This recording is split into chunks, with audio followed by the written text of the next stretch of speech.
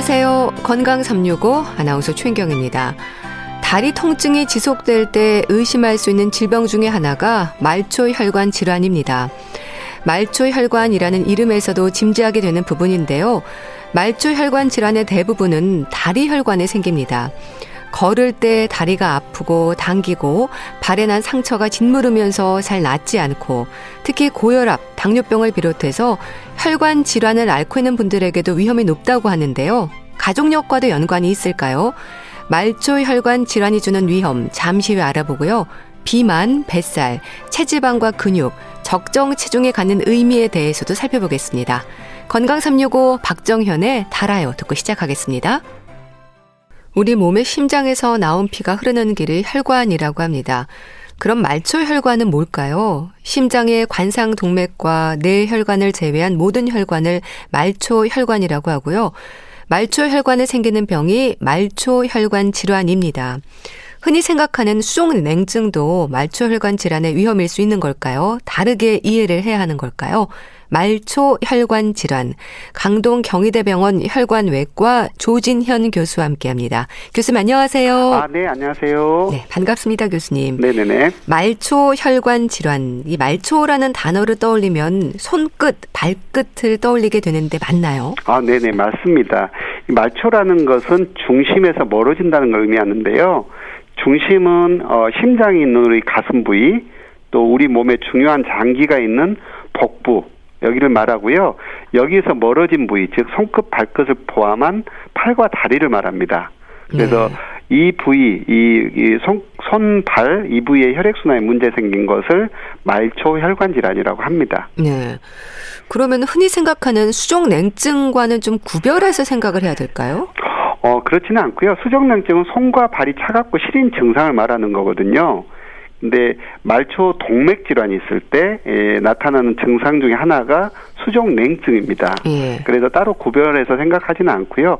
하나의 증상으로 이해하셔야 됩니다. 네. 또 말초혈관 질환의 위험에서 특히 당뇨병 환자들이 조심해야 한다는 것도 맞는 얘기인가요? 네네, 맞습니다. 이 당뇨병이 말초혈관 질환, 좀 더 정확하게는 말초 동맥 질환의 위험성을 높이거든요.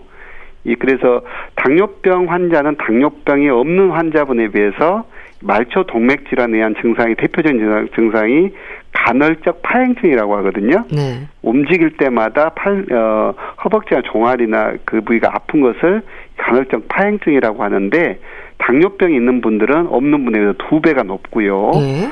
또 우리 당뇨병 환자분들이 그 병원에서 검사하는 게 혈색소 수치를 검사를 많이 해요. 근데 이 혈색소 수치가 1% 증가할 때마다 말초동맥 질환의 위험성은 26배 높아지는 걸로 알려져 있습니다. 네. 자, 그렇다면 교수님, 말초혈관 질환에 해당하는 질환들이 많은가요? 의학적으로 어떻게 설명이 되는지 궁금합니다. 네, 이 말초 혈관 질환은 크게는 2가지로 구분할 필요가 있습니다. 네. 그래서 동맥에 말초 쪽에 팔다리에 동맥에 문제가 생기는 것은 말초 동맥 질환이라고 하고요. 대표적으로 이 동맥 경화증에 의해서 동맥이 좁아지거나 막히는 것이고 정맥에 생기는 것, 네. 즉 말초 정맥 질환은 정맥이 혈전에 의해서 막히는 정맥 혈전증과 또 정맥 안쪽에 판막이 있어요. 이 판막에 문제가 생겨서 역류가 되는 것은 정맥 부전증이라고 하고 있습니다. 네. 그러니까 혈관의 이상으로 말초혈액 순환 장애가 생기는 게 말초혈관 질환인 건데 그럼 어떤 경우에 장애가 생길까요? 네, 이 말초 혈관 질환, 근데 동맥과 정맥에 따라서 위험 인자가 다르거든요. 네. 그래서 이 동맥 질환에 생기는 위험 인자가 따로 있고 또 정맥에 생기는 위험 인자가 따로 있습니다. 네. 동맥의 위험 인자는 앞서 말씀드린 당뇨병이 아주 대표적이죠. 네. 그럼 그런 당뇨병을 비롯해서 위험 요인이 되는 고위험군이 있는 건가요? 네네, 있습니다. 이 말초 동맥 질환의 대표적인 위험 인자가 말씀하신 당뇨병, 또 고혈압, 고지혈증, 흡연 이와 같은 게 이 대표적인 위험 인자입니다. 예. 그렇게 뭐 동맥 경화라든지 뭐 고혈압, 고지혈증, 흡연 얘기하셨는데 레이너 증후군이나 뭐 갑상선 기능 저하증 이런 부분들이 원인이 되는 경우도 있습니까? 네네네. 대부분 우리 외래에서 환자분들 면담해 보면 이 대부분 다 위험인자가 있거든요. 예. 근데 이제 말씀하신 레이노 증후군, 이건 조금 다르거든요. 이 레이노 증후군은 팔, 다리 동맥이 추운 날씨나 이런 스트레스를 많이 받게 되면 좁아지는 질환을 레이노 증후군이라고 합니다. 예.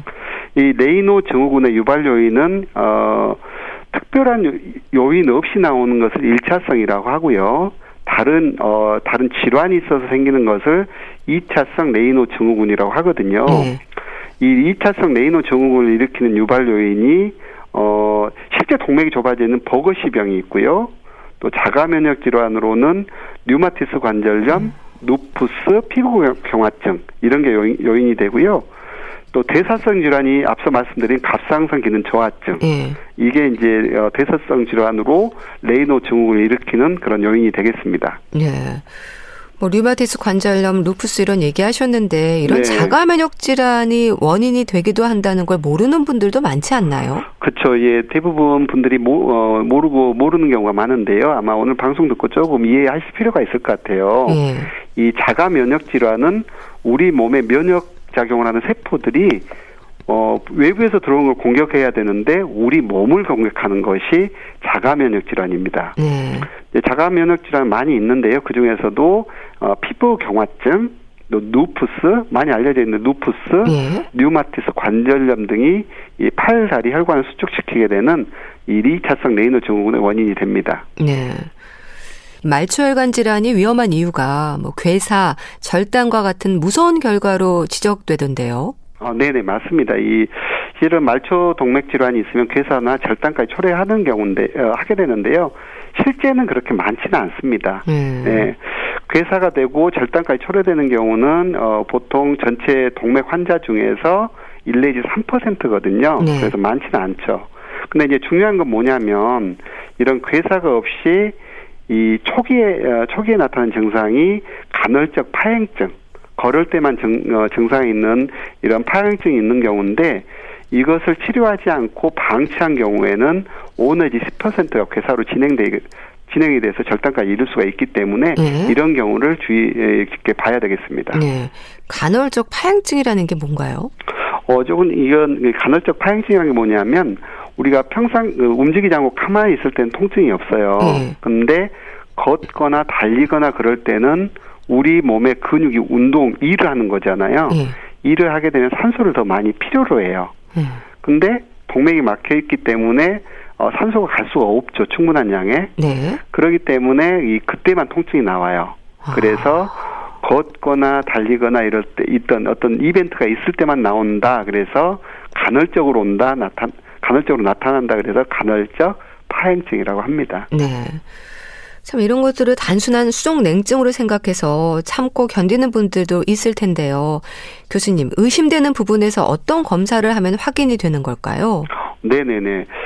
우선은 이 수족냉증과 같이 팔다리가 시린 경우, 이런 경우는 이 레이노 증후군이라고 말씀드렸는데 이런 경우는 어떤 검사를 하냐면 일부러 추운 환경을 유발을 시켜요. 예. 우리 병원에서는 얼음물에 손발을 담그고 나서 손발의 온도를 측정하게 되거든요. 그래서 이런 경우는 이제 레이노 증후군 검사를 하는 거고, 두 번째 말초 동맥 질환, 동맥이 막히는 게 의심이 된다고 그러면 양쪽 팔과 양쪽 발목에서 수축기 압력을 잽니다. 압력을 대가지고 두 압력을 비교하거든요. 그것을 발목 상완지수 검사라고 합니다. 이런 검사도 하고, 그 다음에 이제 치료 결정을 해야 되는 경우에는 혈관 초음파 검사나 CT 혈관 조영술 검사를 하게 됩니다. 예. 뭐 손발의 온도라든지 압력 같은 것들이 다 차이가 나나 보죠? 차이가 나죠. 정상에서는 이 실제 발목에서 측정한 혈압이 팔에서 잰 혈압보다 높거든요. 그래서 보통 이 발목 상완지수 검사가 발목의 압력을 팔에서 잰 압력으로 나눠주는 거거든요. 그래서 정상에서는 1 이상이 돼요. 근데 발목에서 잰 혈압이 팔에서 잰 혈압보다 낮아지게 되면 1 이하가 되겠죠. 그래서 이하가 되고 0.9 이하가 되면 우리가 말초 동맥 질환이 있다, 이렇게 진단을 내리게 됩니다. 네. 자, 그렇다면 교수님, 치료도 단계별로 진행이 되나요? 그렇죠. 단계별로 진행이 되는데요. 치료 결정은 증상이 어느 정도인지, 경중에 따라서 단계별로 진행을 합니다. 네. 그럼 초기 약물 치료가 가능한 경우는 어느 정도의 상태를 말하는 건가요? 네, 이제 초기 약물 치료가 필요한 경우 아마 말초 혈관 질환 전체로 말씀드리면 너무 복잡하니까 말초 동맥 질환 위주로 말씀드리도록 하겠습니다.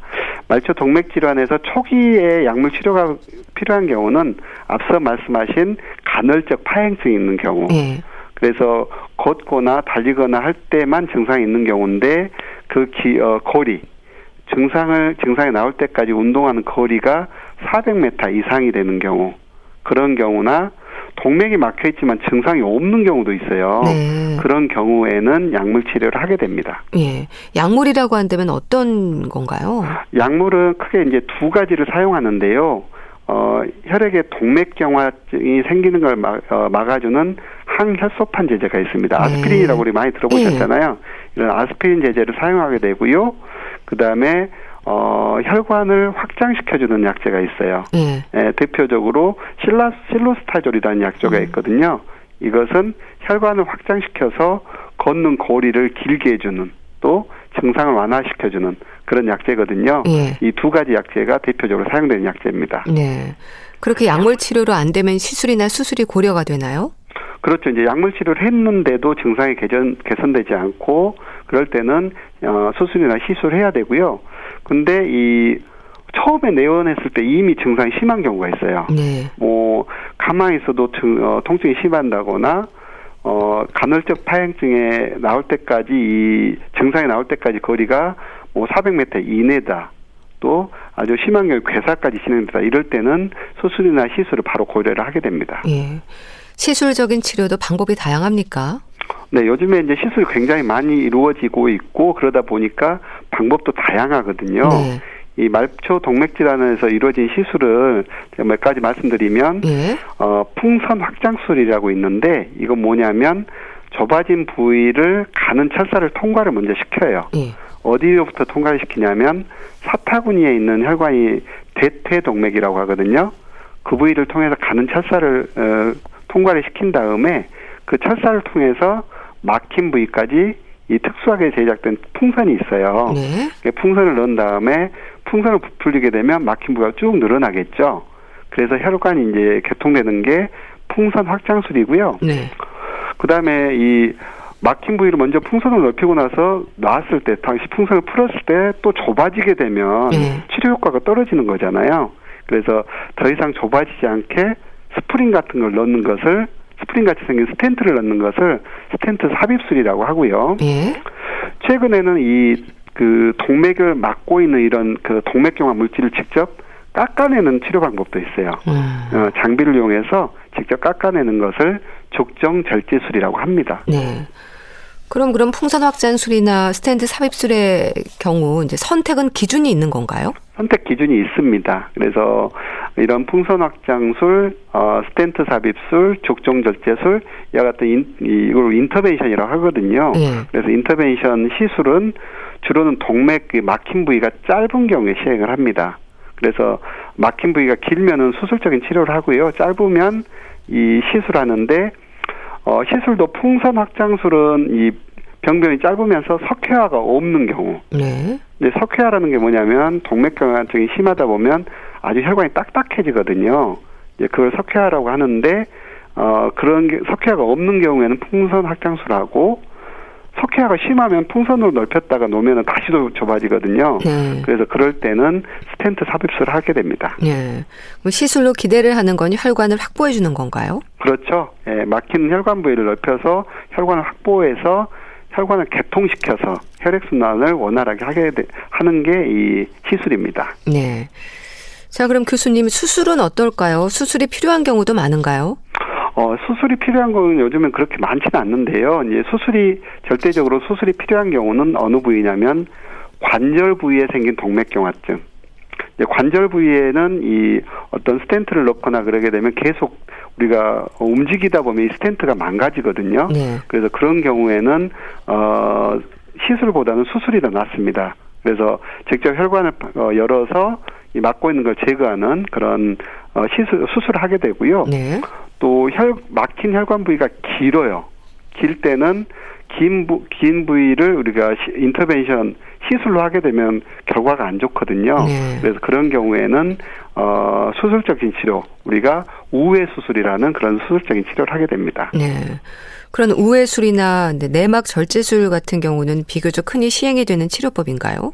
네, 많이 시행을 하는데 요즘에는 이 시술적인 치료 방법이 워낙에 좋아서 수술은 많이 줄었습니다. 그래서 이 풍선 확장술, 스텐트 삽입술, 족정 절제술 같은 이런 그 시술이 워낙에 많이 시행되고 결과도 좋거든요. 예. 그래서 수술적인 치료법은 많이 줄어든 상태입니다. 네. 그래서 치료 결과는 좋은 편이네요.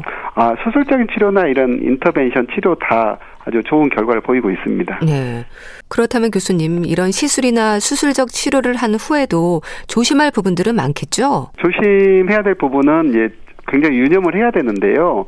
동맥이 한번 막히게 되면 수술이나 시술하더라도 위험 인자가 제거되지 않으면 이 동맥경화증은 진행이 되거든요. 네. 그래서 어떤 이 대표적인 위험 인자가 당뇨, 고혈압, 고지혈증 이런 경우에 있을 때는 의료진과 상의해서 적절하게 아주 일정하게 조절을 해야 되고요. 예. 또 수술이나 시술한 부위도 그대로 있는 게 아니라 어느 정도 시간이 경과하게 되면 다시 또 문제가 생기는 경우가 있거든요. 그래서 3 내지 6개월 간격으로 병원에 가셔가지고 확인을 해보셔야 됩니다. 네. 그러니까 당뇨, 고혈압, 고지혈증 얘기를 하셨는데 이런 혈관 건강을 해치는 요인들을 예방하는 게 말초혈관 질환의 예방일 수 있겠어요. 네, 예방하는 게 도움이 되고요. 당연히 중요하고요. 당뇨, 고혈압 이것은 어떤 예방적인 것은 꾸준하게 운동하고 이런 것도 있겠지만 일단 생기고 나서는 예방 개념은 아니죠. 근데 예방하는 거의 핵심은 제가 봐서는 담배를 끊는 거거든요. 담배가 아주 대표적인 위험인자인데 담배를 끊고 평소에 꾸준히 운동하는 게 예방의 핵심이 되겠습니다. 네. 그런 생활습관 관리도 중요하고 또 가장 큰 원인이라고 할 수 있는 동맥 경화증을 경계하는 게 중요할 것 같은데 어떤 노력을 해야 될까요? 동맥 경화증을 예방하는 것은 결국에 금연과 운동, 그걸 아주 또 한번 강조하고 싶은데요. 예, 금연은 담배는 우리 몸에 해로운, 동맥에 해로운 한 200여 종의 안 좋은 물질들이 있거든요. 네, 이런 게 들어가게 되면 혈관에 손상을 일으키고 이로 인해서 동맥경화증이 생기게 되고요. 운동을 하게 되면 혈관이 확장이 되거든요. 확장이 되게 되면 혈관의 탄력성이 높아져요. 그래서 이런 동맥경화증 예방하는 데 도움이 굉장히 좋거든요. 그다음에 이 위험인자가 있는 경우에 이미 위험인자가 있는 경우 이럴 때는 병원을 가셔가지고 앞서 말씀드린 발목 상완지수 검사를 받아보시는 게 좋습니다. 네. 그 위험인자 중에 가족력도 포함이 됩니까? 네, 가족력도 포함이 됩니다. 가족력도 동맥경화증의 위험성이 있거든, 가족력이 있거든요. 그래서 1초 이내 가족에 동맥경화증이 있어서 아니면 동맥경화증에 의한 다른 질환, 뇌혈관 질환이나 심장혈관 질환이 있다고 그러면 한 번씩 검사를 받아보시는 게 좋습니다. 네. 말초혈관 질환 역시 초기 치료할수록 효과를 기대할 수 있을 텐데요. 교수님, 되도록 빨리 검사를 받아야 하는 의심 증상이랄까요? 짚어주세요. 아주 간단하게 말씀드리면 좀 어려운 용어 아까 쭉 썼는데 간헐적 파행증입니다. 간헐적 파행증을 쉽게 말씀드리면 일정한 거리를 걷거나 달릴 때 허벅지나 종아리 근육에 통증이 발생하는 거, 걸을 때, 운동할 때 나타나는 그런 통증, 이런 것을 간헐적 파행증이라고 하는데 이때는 병원을 방문해서 검사를 받아보시기를 추천드립니다. 네, 말씀 잘 들었습니다. 자, 오늘은 말초혈관 질환에 대해서 짚어봤는데요. 강동 경희대병원 혈관외과 조진현 교수와 함께했습니다. 말씀 잘 들었습니다. 감사합니다. 네, 감사합니다. KBS 라디오 건강365 함께하고 계신데요. 마이클 잭슨의 You Are Not Alone 듣고 다시 오겠습니다.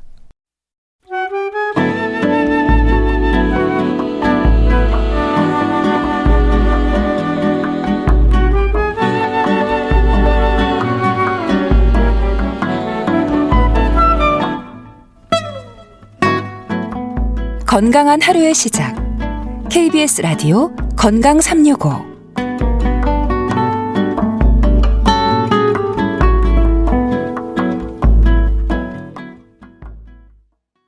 KBS 라디오 건강365 함께하고 계십니다. 비만, 뱃살, 건강의 위험 요인으로 빠짐없이 지적이 되는 부분입니다. 우리 몸에 지방이 축적되지 않도록 적정 체중을 유지하는 것이 건강을 지키는 방법이라는 건 너무도 잘 알고 있는 사실인데요. 그럼에도 평생 다이어트라든지 나이살이라는 이름으로 많은 분들이 고민하는 것 또한 비만입니다. 적정 체중, 체질량 지수 늘 관심으로 살펴야 하는 부분일 텐데요. 분당 재생병원 내과 백현옥 교수와 함께합니다. 교수님 안녕하세요. 네, 안녕하십니까. 네. 교수님, 적정 체중, 과체중, 비만, 고도 비만, 이 체질량 지수에 따라서 구분이 되는 척도인 거죠? 그렇죠. 사실 우리 왜 체중이라는 숫자만으로 비교하면 남녀도 다를 수 있고요. 네. 또 사람마다 키가 다르니까 뭐 150cm인 사람이 50kg인 거하고 180cm인 사람이 50kg는 많이 다르겠죠. 네. 그래서 사용하는 것이 체질량 지수입니다. 그래서 자신의 몸무게를 키의 제곱으로 나눈 값, 이것이 체질량 지수가 되겠습니다. 네. 그럼 많은 분들이 궁금해하는 나이살은 어떨까요? 나이살이라는 건 있는 건가요? 왜 나이가 드신 분들 보시면 아무래도 젊을 때하고 다르게 내가 왜 이럴까 싶을 만큼 뭐 배라든지 팔뚝이라든지 옆구리 같은데 자꾸 분살이 생기잖아요. 네. 그리고 옛날보다 그렇게 많이 먹지도 않는데 쉽게 살도 찌고 그러니까요. 네, 그런 게 아무래도 나이가 들면서 오는 변화인 거는 맞습니다. 그래서 호르몬 분비량이 일단 바뀌거든요. 특히나 뭐 성장 호르몬 같은 경우에 30대가 되면 10년 주기로 그때부터 계속 줄어드니까 네. 이런 것들이 영향이 있고 또 활동량이 아무래도 줄어드니까 이런 이유 때문에 근육량이 줄거든요. 근육량이 줄어들면 신진대사량 자체가 또 줄어드니까 기본적으로 소모하는 기초 에너지량이 감소하거든요. 네. 따라서 비슷한 양을 먹어도 쉽게 살이 찌는 게 이것 때문이고요. 남성의 경우는 당연히 뭐 남성 호르몬인 테스토스테론 관계가 있을 거고 거기다 남성의 경우는 아마 사회생활도 영향이 있을 것 같아요. 네. 음주 같은 거. 네. 여성의 경우는 이제 거기에 더해서 출산과 또 폐경기 이후에 에스트로겐 감소 이런 것들이 소위 나이살의 원인이 아닐까 생각을 합니다. 네. 그렇다면 일단 교수님은 건강을 위한 비만을 점검하는 데 있어서요. 허리둘레, 특히 뱃살이 강조가 되는 이유는 뭔가요? 물론 이제 아까 체질량 지수도 중요하지만은 허리둘레로 우리가 판단할 수 있는 건 결국은 복부 내장 지방을 우리가 판단하고자 하는 건데 네. 그걸 체크하기는 굉장히 쉬운 지표가 되겠죠. 그래서 그 남자의 경우는 90cm 이상 그리고 여성의 경우는 85cm 이상이면 복부 비만으로 보는데요. 여기서 이제 이 허리둘레 잴 때 제가 하나만 말씀드리고 싶은 게 있어요. 네. 재는 위치가요. 우리가 왜 옷을 입을 때 왜 가장 가는 곳을 재잖아요. 네. 그곳이 아니고요. 갈비뼈하고 골반 이 바깥쪽에 왜 가장 높은 위치 중간이기 때문에 네. 사실은 허리에 가장 가는 부위보다는 조금 더 두껍습니다.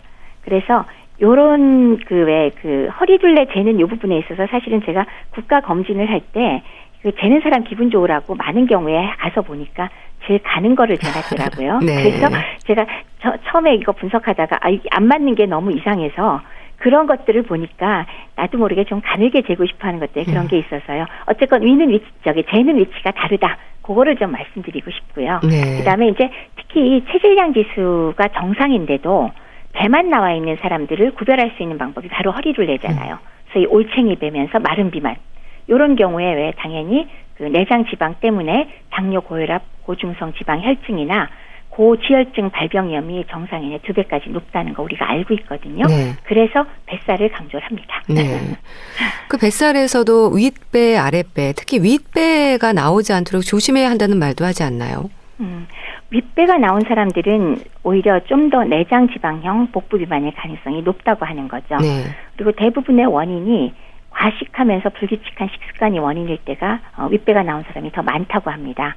그래서 요거는 규칙적인 고단백 저지방 식단으로 좀 조절이 가능하다고도 하는데요. 어쨌건 병의 위험성은 이게 조금 더 높고요. 아랫배가 늘어지거나 튀어나온 경우는 피하 지방형인데 요 경우는 만약에 내가 아랫배 빼기에서 굶었다. 이거 완전히 요요 현상 발생하기 제일 쉬운 유형입니다. 그러니까 네. 다이어트 굶는 것만 갖고 하면 이건 절대로 안 되고요.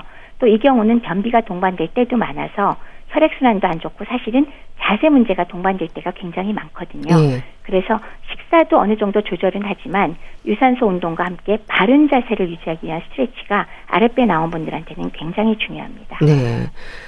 또 복부 지방이 많을수록 이제 당뇨병이나 고혈압, 관상동맥 질환과 같은 질병의 위험이 높아지는 건 왜 그렇습니까? 뱃살의 지방은 좀 다른가요? 뱃살 지방이 아무래도 저희가 내장 지방량이 위주라고 말씀을 드렸고요. 네. 피하 지방보다 오히려 이 내장 지방이 좀 더 영향을 많이 미치는 게 내장 지방량이 많아지면 간으로 지방이 쉽게 전달이 돼요. 그래서 간에서는 지방이 너무 많아지면 뭘 만들어요? 포도당을 많이 만드니까 네. 혈당도 올라가고 또 지방량이 늘어나니까 근육에서는 또 효율적으로 포도당 흡수를 받아가지고 사용하는 그 양도 줄어드니까 당뇨 발생이 쉬워집니다. 그리고 또 간에서 중성지방을 많이 만들게 돼서 혈관으로 방출하게 되니까 이상지혈증도 발생하기 쉽게 되고요. 네. 또 복부 비만으로 인해서 콩팥 주변의 지방량이 증가하면은 하고 또 지방세포에서 분비되는 호르몬 렙틴이 상승해서 혈관 내피세포 기능에 장애가 생기면 혈압도 올라가게 돼요. 그래서 그 결과로 이런 것들이 합쳐지면 어떻게 되죠? 우리가 걱정하는 뇌졸중 네. 그리고 심근경색증 같은 뇌혈관, 심혈관 질환 발생 위험률이 굉장히 올라가게 되고 네. 사망률도 올라가게 되니까 의미가 큽니다. 네. 자, 그럼 교수님, 우리나라의 복부 비만 기준은 어떻습니까? 성인 남녀의 기준이 다르죠? 남성의 경우는 90cm보다 크면 복부 비만, 여성의 경우는 85cm가 넘어가면 복부 비만으로 저희가 판단을 합니다. 네.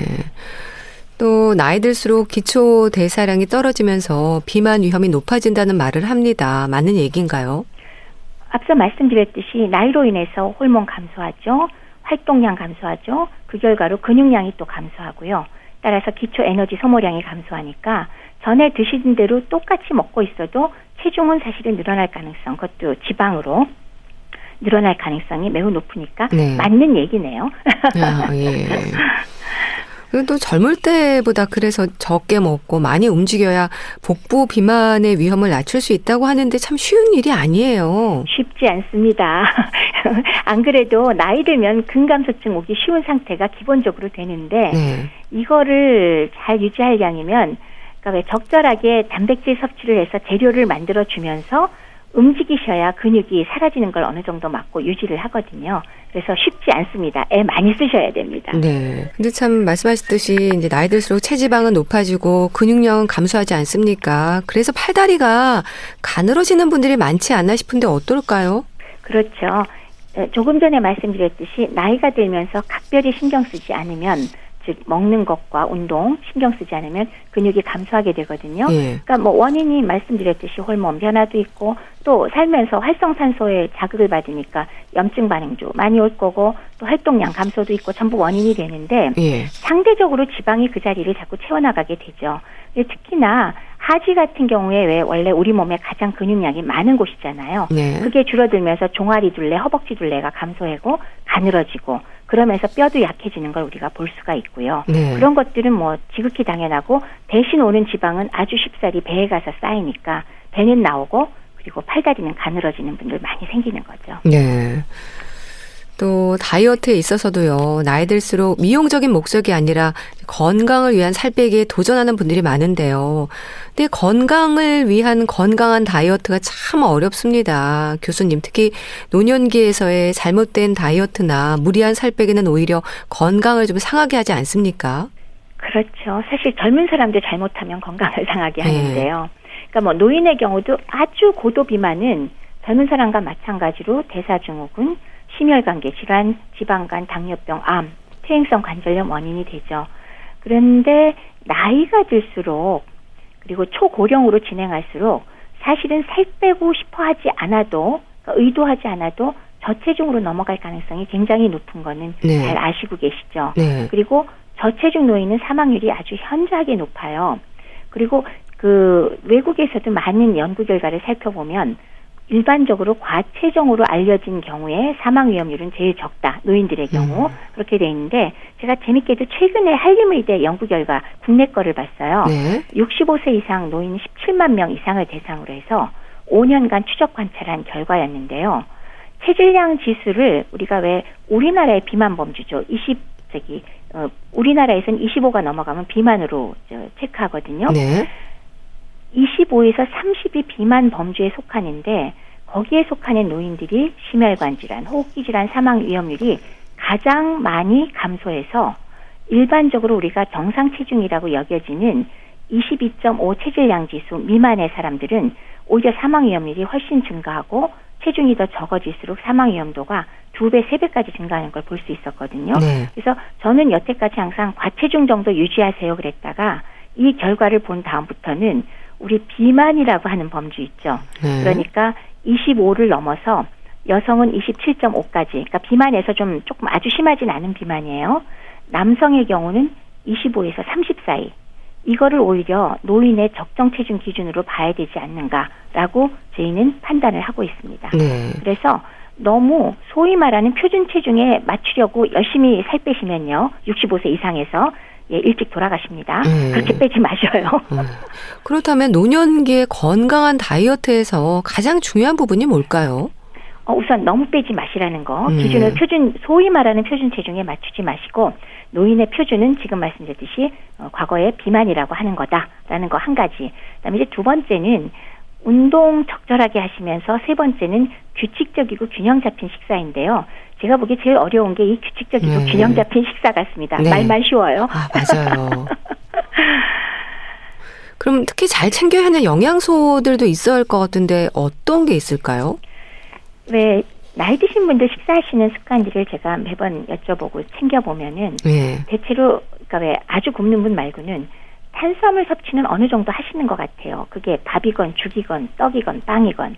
근데 이제 문제는 다양한 반찬을 골고루 섭취하는 것이 아무래도 쉽지가 않아요. 물론 네. 이제 혼자 준비하시는 분은 준비 문제도 있지만 그게 아니라 자녀분들하고 같이 있어서 어느 정도 챙겨드려도 결국 드시는 거를 잘 이것저것 챙겨보면 딴 걸 별로 안 드시거든요. 그렇기 때문에 이 탄수화물만이 아니라 단백질, 질 좋은 지방, 그리고 다양한 채소를 통해서 비타민과 미네랄을 충분히 드시는 것이 정말 필수인데 네. 실제로는 식사량 전체가 줄어든 것도 문제가 있고 치아 문제가 있는 경우도 많고 식욕저하 문제도 동반될 때가 많으니까 사실 쉽지는 않습니다. 네. 특히 단백질 같은 경우에는 뭐 젊은 층만큼이나 노인들에게도 중요한 영양소가 아닐까 싶은데 어떨까요? 젊은 층보다도 더 중요하지요. 네. 그래서 단백질이라는 것 자체가 인체의 대사에도 필수고요. 그리고 근감소증을 예방하기 위해서도 필수인 항목이거든요. 그래서 오히려 젊은 층보다 드시는 양은 더 늘릴 필요가 있어서요. 일반적으로 성인의 경우 체중 1kg당 0.8 내지 1g 정도의 단백질을 드시라 그러는데요. 네. 노인의 경우는 체중 1kg당 1 내지 1.2 혹은 1.5g까지도 드시라고 저희가 권고를 하니까요. 꽤 많은 양인데 실제 잘 드시는 분이 그리 많지는 않습니다. 네. 또 노인들의 경우에는 만성 질환으로 인해서 매일 챙겨야 하는 약도 많지 않습니까? 식습관으로는 부족하기 쉬운 영양소를 선별해서 드시는 것도 이제 방법일 것 같은데 어떨까요? 영양제가 무조건 좋은 건 아닐 텐데요. 맞습니다. 우선 이제 약 모양으로 된 것들을 잡수는 것만 갖고 잠깐 말씀을 나눠보면요. 네. 안 그래도 꼭 드셔야 되는 약이 보통 적게는 서너 가지에서 많게는 20알 가까이 드시는 분들 계시거든요. 네. 약으로 배불러서 밥 못 드시겠다 하는 분 많이 만납니다. 근데 여기에다가 또 영양제라고 이것저것 더 드려봐야 이거 먹기도 어렵고 사실 뭐 그게 꼭 좋은 효과를 말하기는 어렵거든요. 네. 그래서 저의 의견으로는 정확한 평가를 하고 적절한 검사 후에 꼭 필요한 것을 판단해서 선택해서 드릴 수는 있는데 무조건 몸에 좋다고 영양제를 서너 가지, 대여섯 가지 다 드시는 게 반드시 꼭 좋은 건 아니다. 네. 그러니까 좀 정확한 평가를 하시고 드시는 게 어떨까. 그리고 알약은 가급적 줄이고 식사를 조금 더 할 수 있게 도와드리는 게 낫지 않을까 하는 게 저의 생각입니다. 네. 그런가 하면 노년기 비만이 주는 문제도 걱정이지만요. 노인들의 체중 감소도 걱정이 됩니다. 비만만큼이나 체중 감소가 주는 위험도 크지 않나요? 네. 아까 국내 연구 결과도 말씀드렸지만요. 숫자상으로는 고도 비만만 아니면 정상 체중보다도 비만이 오히려 사망 위험률이 적다고 말씀드렸고요. 네. 정상 이하, 즉 체질량 지수가 보통 20 미만으로 넘어가 버리면 사망 위험률이 2배 내지 3배로 체중이 감소할수록 엄청나게 올라갑니다. 네. 따라서 건강적인 측면에서는 노인이 됐으면 살 빠지는 것을 염려하시는 것이 맞으니까요. 빼려고 너무 애쓰지 않으셨으면 좋겠습니다. 네. 또 노년기의 골밀도라든지 이제 뼈 건강과 관련해서도 확인이 필요할 텐데요. 교수님, 체중 감소로 고민하는 분들을 보면 이제 뱃살은 그대로인데 하체가 좀 부실해지는 걸 느낀다고 하거든요. 맞아요. 그러니까 왜 우리 근육은 나이 들면서 줄기 쉽다고 말씀드렸잖아요. 네. 근데 하체가 가장 근육이 많이 모인 곳이니까 종아리 둘레, 허벅지 둘레 막 가늘어지는 거 느껴지실 겁니다. 그러면서 그런 부분이 오히려 지방으로 자꾸 몸에 쌓이니까 그건 주로 배에 가서 내장 지방으로 쌓이는 양상이 되니까 배는 늘어지고 나와 있고 그리고 하체는 부실하고 가늘어지면서 또 하나 문제가 근육량이 줄어들면 뼈를 제대로 못 잡아주잖아요. 네. 그렇기 때문에 뼈에 대한 자극이 줄어드니까 골밀도가 저하가 됩니다. 그래서 골다공증으로 또 진행하기 쉽죠. 네. 근력이 약하니까 넘어지기도 쉽고 골다공증이 생기니까 골절도 쉽게 되는 거 이거 다 문제가 커지죠. 그렇기 때문에 노인들의 경우는 주기적으로 골밀도 검사 그리고 근육량과 근력을 점검하시는 것도 상당히 좋은 방법이 되겠습니다. 네. 특히 이게 다리가 좀 O자형으로 벌어지는 경우가 많던데요. 이런 다리 모양의 변화도 골밀도라든지 근육량의 감소로 이해하면 될까요? 골밀도 이전에 근육량이 감소하면서 근육에 힘이 없어지고 관절을 똑바르게 못 잡아주잖아요. 네. 그러면은 이제 체중이 안쪽으로 가는 근육을 잘 못 쓰니까 안쪽 근육이 힘을 못 써서 O자로 벌어지게 되고 그렇게 되면 관절염 더 심해지고 또 뼈에는 적절한 중력 자극이 덜 가기 때문에 골다공증이 같이 겸하게 되거든요.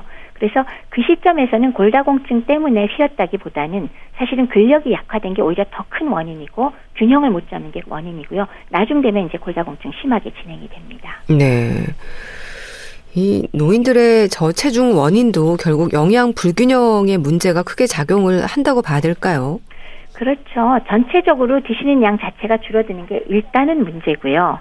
근데 진짜 큰 문제는 그나마 밥이나 아니면 뭐 떡이나 빵이나 아니면 밥과 국 혹은 밥과 약간의 김치 이렇게 드시는 거는 일단 끼니마다 드셔요. 근데 왜 많은 말씀들 하시잖아요. 나 고기 냄새 싫어서 못 먹겠어. 뭐 갖다 놓지도 마. 내지는 뭐 이런 이유 저런 이유로 뭐 채소는 씻기가 어려워서 안 드시고 네. 그러다 보면은 약간의 밥과 국 약간 이외에는 거의 안 드시는 거 이런 것들이 바로 영양 불균형을 일으키게 되죠.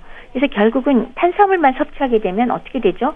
근육의 재료인 단백질 부족하게 될 거고요. 네. 그거 외에 다른 것들을 충분히 안 드시니까 다양한 비타민, 미네랄, 제가 맨날 노래 부르지만 아연 당연히 모자랄 거고요. 네. 그런 영양소가 부족하게 되면 근육을 제대로 만들지도 못하고 점점 빠져나가게 되고 지방이 쌓일 가능성이 훨씬 더 커지고 순차적으로 점점 안 좋은 방향으로 진행이 될 겁니다. 네. 이 노인들의 경우에는 치아가 좀 부실해지면서 고기를 멀리하는 분들도 있습니다. 근데 이것도 많습니다. 드셔야겠죠. 그럼요. 그래서 제가 자녀들이 효도하려고 그러면 치아만은 좀 손을 좀 봐주셨으면 좋겠고 그리고 이제 뭐 물론 연세 때문에 하기 어려운 분도 계시지만 지금 요새 점차로 소위 치아 임플란트에 대해서 왜 보험 커버 더 많이 해준다 만다 하는 얘기들이 있잖아요. 네. 그런 것들도 저는 꼭 해드려야 된다고 생각을 합니다. 치아 정말 중요합니다. 네. 또 소화력이라든지 여러 가지 문제로 편식 아닌 편식을 하는 분들도 많던데요. 이 저체중의 위험이 있는 분들이 살펴야 하는 건강상의 문제들 어떤 부분인지 좀 짚어주세요. 초고령으로 갈수록 왜 나 소화가 안 돼 혹은 삼키기가 어려워 씹기가 어려워 고기 냄새가 싫어 또는 나 입맛 없어 그래서 물론 스스로 챙기는 분은 스스로 챙기기도 어렵지만 옆에서 차려드려도 사실 식사 별로 많이 못 드시는 분들 많이 계시잖아요. 예. 이런 경우에 물론 우리가 드실 수 있는 방법으로 옆에서 뭐 조리를 이렇게 하고 맛을 이렇게 하고 그거는 노력도 다 하시고요. 그것 제가 따라다니면서 말씀을 못 하겠고 네. 노상 제가 말씀드리는 거 하나 있죠. 경구 영양 보조액. 이게 왜 200cc 정도의 캔이나 팩 제품들 많이 나와 있다 그랬잖아요. 시중에도 많이 나와 있고 또 병원에서도 처방받을 수 있는 제품들 많거든요. 맛도 다양하고 이런 것들을 하루에 1개 내지 3개 정도 간식 형태죠. 그러니까 식사와 식사 사이에 간식처럼 드시게 하면 이게 대부분이 일시시당 1칼로리와 단백질, 탄수화물, 지방, 비타민, 미네랄 다 들어있거든요. 그러면 연세 높은 분들이 이걸 꾸준히 드시는 분들이 병원에 입원할 확률도 굉장히 줄어들고요. 컨디션도 잘 유지하시는 편이에요. 그렇기 때문에 이거 비용적으로 참 효율적인 영양 보조라고 저는 생각을 하거든요. 많이들 활용하시면 좋겠어요. 제대로 못 드시는 분들 간식으로 엉뚱하게 우유나 이런 거 드리지 마시고 이거 드리세요. 우유도 나쁘진 않지만 그거보단 이게 더 잘 균형이 잡히게 만들어 놓은 거라서 간식으로 사용하시면 굉장히 도움이 됩니다. 그리고 사실 잘 먹어야 한다는 생각에 많이들 드시는데 흔히 말하는 5대 영양소의 균형을 잡는 게 중요할 것 같습니다. 그러니까 음식으로 설명을 좀 해주시면 이해가 빠를 것 같은데 많은 분들이 영양의 질을 따져야 한다는 생각은 많이 안 하시거든요. 조금 설명해 주세요. 기본적으로는 우리 맨날 노래 부르는 기본적으로 탄수화물로는 우리가 보통 주식으로 먹는 뭐 밥이라든지 국수라든지 빵이라든지 이런 것들이 들어가겠죠. 그래서 보통은 이런 탄수화물의 비율을 50 내지 60% 정도를 우리가 잡고 있죠. 네. 그 정도를 드시고 그다음에 이제 두 번째로 중요한 거 단백질이죠. 네. 단백질의 경우는 말씀드렸다시피 대사에도 중요하고요. 그리고 근육을 유지하는 데 중요하고 뼈를 유지하는 데도 굉장히 중요하기 때문에 특히나 나이가 드신 분들의 경우 단백질 양을 오히려 젊은 사람보다 더 드셔야 된다. 네. 이건 제가 계속 강조를 해드리고 있고요. 네. 그래서 보통 여기 한 20%, 25% 되고요. 그다음에 나머지는 우리가 칼로리 측면에서는 지방으로 섭취를 하게 됩니다. 근데 우리나라 분들은 그렇게 많이 드시는 편이 아니기 때문에 네. 역시 뭐 한 20, 30% 드셔도 상관없고요. 대신 질 좋은 걸로 드셨으면 좋겠다. 그러니까 왜 포화 지방 같은 것들 피하고 가급적이면 질 좋은 지방, 예를 들면 올리브 오일이라든지 들기름 같은 거 드시면 좋겠다고 아까 말씀을 드렸어요. 네. 근데 그거 이외에 우유나 유제품도 나름의 이점이 있기 때문에 그거를 너무 많이 드시는 거는 저는 권하지 않지만은 하루에 한 컵 정도 드시는 거 뭐 나쁘지 않고요. 근데 그 대신에 노인들의 경우는 아까 말씀드린 영양 보조액을 사용하는 것도 네. 저는 상당히 바람직하다 싶고요. 그 다음은 이제 채소 과일류가 되겠습니다. 그래서 채소와 과일류는 사실은 충분히 특히 채소류는 드실 수 있는 만큼 넉넉히 드셨으면 좋겠다. 네. 이렇게 해서 제가 말씀을 좀 드리고 싶네요. 네. 네. 그럼 적정 체중을 기준으로 저체중의 진단도 좀 알려주세요. 저체중에 대한 이해가 부족한 경우도 많던데요. 저체중의 경우는 아까 제가 체질량 지수 계산 방법 말씀드렸잖아요. 네. 그러니까 킬로그램 몸무게를 T의 제곱을 미터로 해서 나눠준 건데요. 일반적으로 정상 체중이라 그러면은 20에서 22.5 내지는 23까지를 정상으로 잡습니다. 그런데 20보다 밑으로 내려가면 저체중이죠. 네. 그래서 18.5보다 내려가면은 완전히 진짜 저체중 중에 저체중 영양 실조라고 얘기할 만한 체중이고요. 네. 18.5가 넘어가면 그래도 좀 낮다는데 사실은 저의 경우는 20에서 18.5 사이도 너무 적은 체중이라고 생각을 합니다. 그래서 네. 목표를 절대로 그렇게 두지 마시고요. 젊은 분들의 경우는 20에서 23 정도를 잡으시고 과체중의 범주는 23에서 25거든요. 그런데 노인의 경우는 23은 고사하고 25에서 여성의 경우 27.5 사이 그리고 남성의 경우는 25에서 30 사이를 유지하시라. 요 정도를 유지하면 오히려 건강에 도움이 된다. 그 말씀 드리고 싶네요. 네, 알겠습니다. 자, 적정 체중 체질량 지수 늘 관심으로 살펴야 하는 부분인데요. 오늘 짚어봤습니다. 분당 재생병원 내과 백현옥 교수와 함께했습니다. 감사합니다. 네, 감사합니다. 성시경의 좋을 텐데 보내드리면서 인사드릴게요. 건강365 아나운서 최인경이었습니다. 고맙습니다.